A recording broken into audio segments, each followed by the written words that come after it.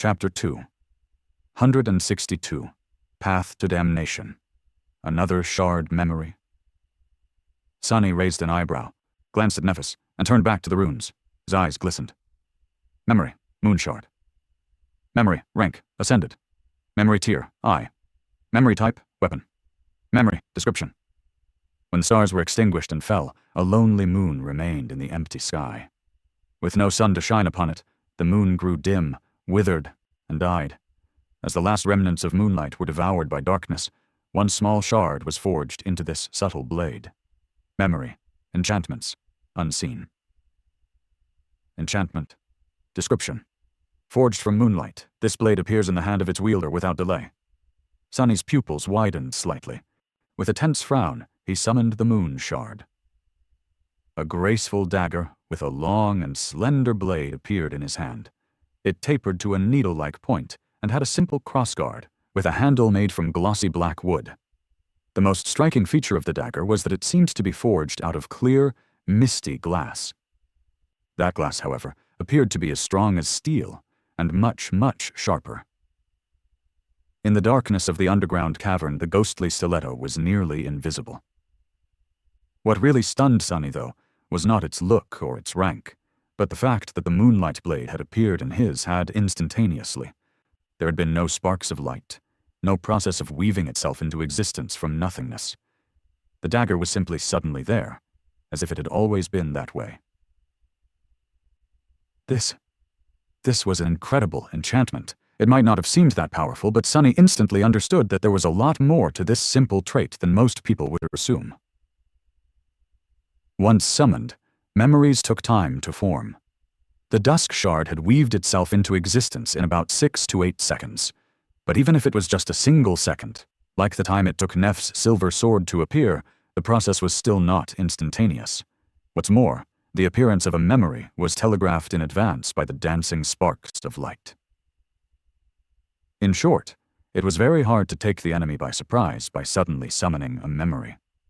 A skilled opponent would always have enough time to notice it and react accordingly, unless they were lured into a cunning trap by a sword savant like Changing Star. But even then, it wasn't easy to plan and execute such a move. Yet all of that didn't apply to the moon shard. The slender blade of the ghostly dagger could appear out of nowhere in an instant and immediately strike at the target. What an insidious little thing. It was uniquely suited to Sonny's preferred method of engaging the enemy, indeed. He liked to strike from the shadows and kill with one strike. With the ghostly blade in his arsenal, though, he would not even have to hide in the darkness in order to deliver an unexpected and deadly blow. No one would see it coming. Not to mention that it was an ascended memory. Armed with the moon shard, Sonny would finally be able to wound and kill fallen creatures, even without the miraculous enhancement of the Crown of Dawn. His own shadow would be more than enough. Granted, he would have to get really close and personal to a monster in order to use the dagger, but still, at least with it, he stood a chance. Suppressing a satisfied smile from appearing on his lips, Sonny turned to Nephis and asked in an incredulous tone, "Where did you get this thing?" She lingered for a few moments, then said, "North of the Dark City." Sonny nodded. That made sense. There was another red cross on her map, about a week's worth of traveling time north of the ruins. It was drawn near a symbol resembling a grotesque, misshapen skull. Changing Star had indeed been busy in the 3 months that he had spent hunting monsters on the dark streets of the cursed city.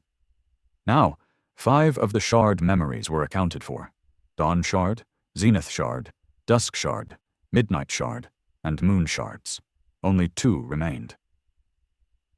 Sonny wondered which statue they were tied to, and whether someone out there already held them in their hands.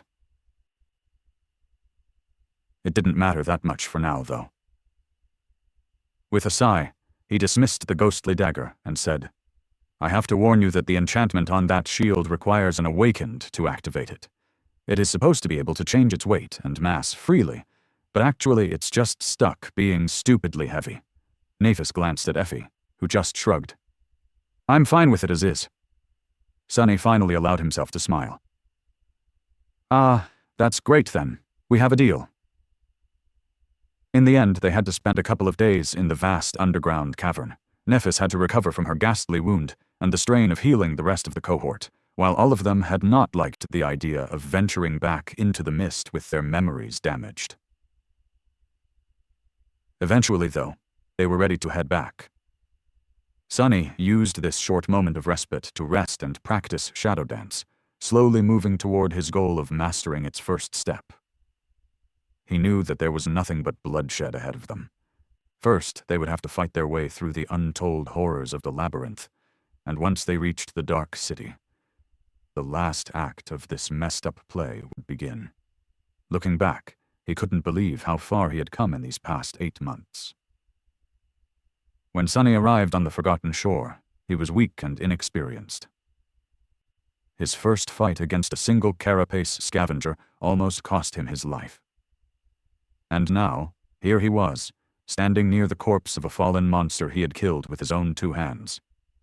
From barely killing a single carapace scavenger, to almost losing his life in a fight against a carapace centurion, to summoning a horror of the depths and finishing off the carapace demon.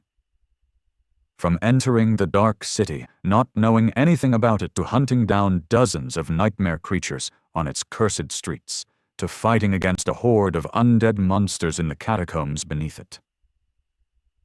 From venturing back into the labyrinth of his own free will and waging war against the tribe of monstrous spiders, to riding on the shoulder of an ancient giant and battling fallen abominations and hordes of awakened creatures.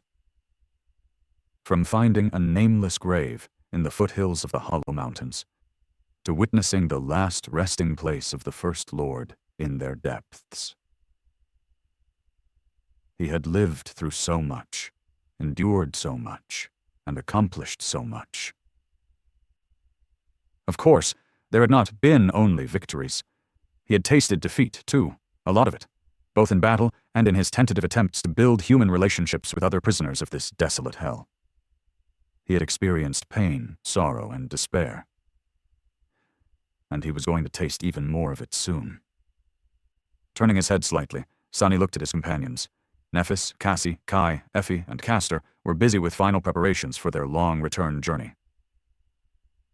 How many of them would be alive by the end of all of this? Closing his eyes, he sighed. It was not going to be easy to survive the finale.